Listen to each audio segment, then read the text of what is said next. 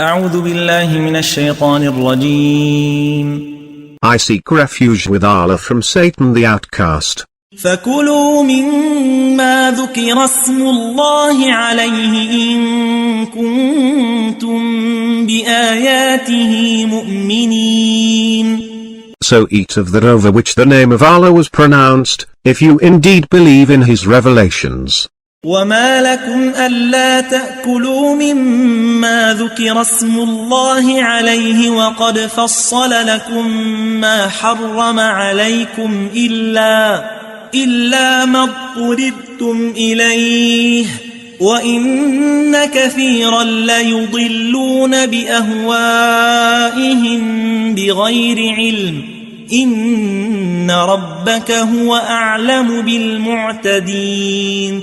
And why should you not eat of that over which the name of Allah is pronounced, when He has detailed for you what is prohibited for you, unless you are compelled by necessity? Many lead astray with their opinions, through lack of knowledge. Your Lord knows best the transgressors.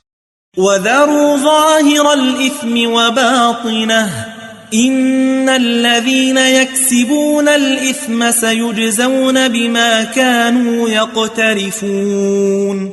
So abandon sin, outward and inward. Those who commit sins will be repaid for what they used to perpetrate.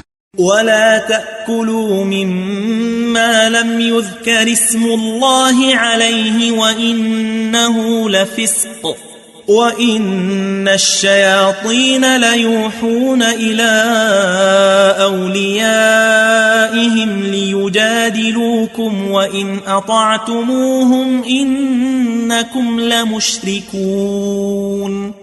And do not eat from that over which the name of Allah was not pronounced, for it is abomination. The devils inspire their followers to argue with you, but if you obey them, you would be polytheists.